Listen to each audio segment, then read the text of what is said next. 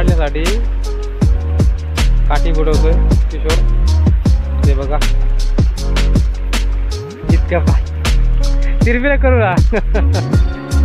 आतापर्यंत पाणी इथे जमा झालंय. बघू शकता इथं मोने आपला मेहनत करून एक पाण्याला रस्ता करून दिलाय. बघू शकता रस्त्यात किती भयानक आवाज येतोय.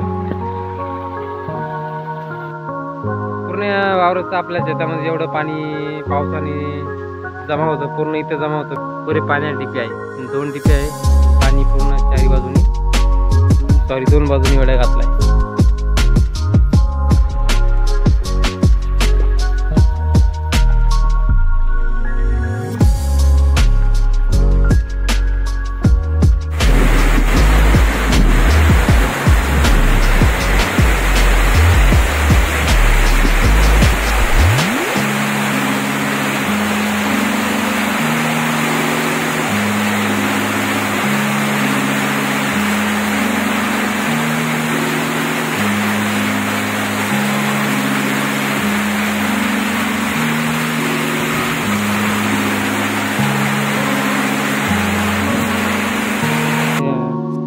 डीपी पासलं पाणी या रोडून निघून जाईल.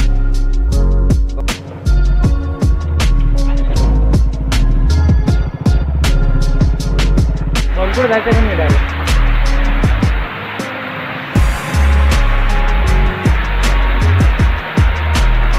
पाणी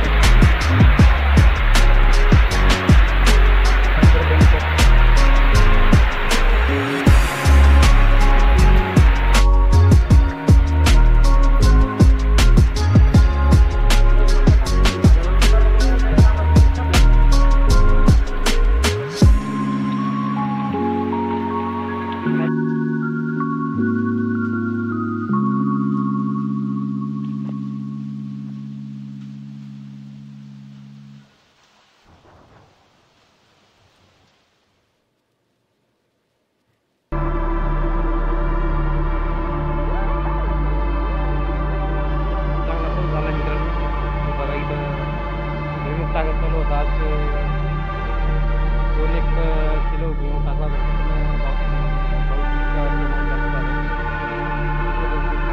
पाणी चांगलं आहे. आपण मका टाकून पाऊस चालणार आपण काढून पलीकडण्यासाठी एक वाट आहे. मोठे त्यात काढून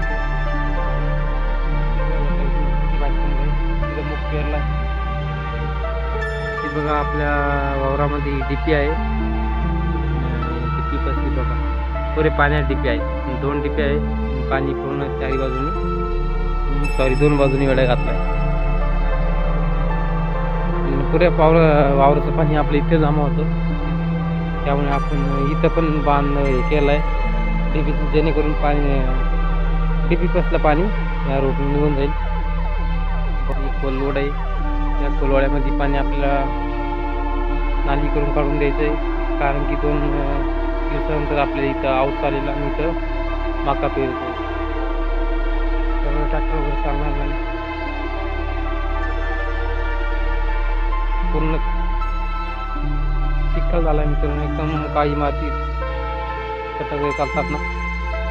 तुमच्याकडे किती प्रमाणात पाऊस झाला मित्रांनो, झाला की नाही, पीक लागवड झाली की कमेंटमध्ये अवश्य कळवा. आणि नवीन आले असेल तर चॅनलला सबस्क्राईब वगैरे करत चला.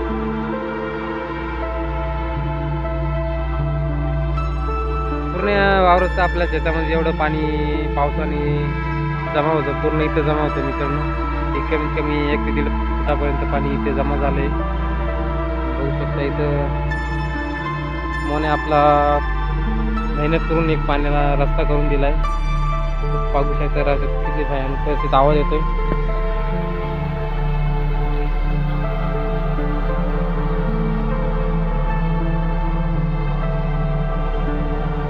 पाण्याची लेवल काढण्यासाठी काठी बुडवतोय किशोर. ते बघा इतक्या तिरबिरा करू ना.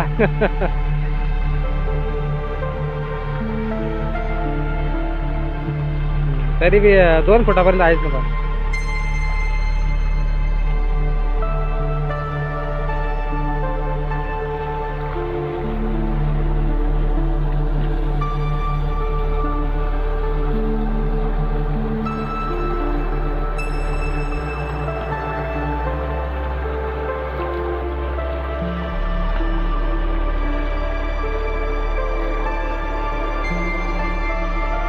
पप्पाच्या शेतामध्ये अजिबात पाऊस नाही, आमच्या शेतात किती पाणी झालंय बघा.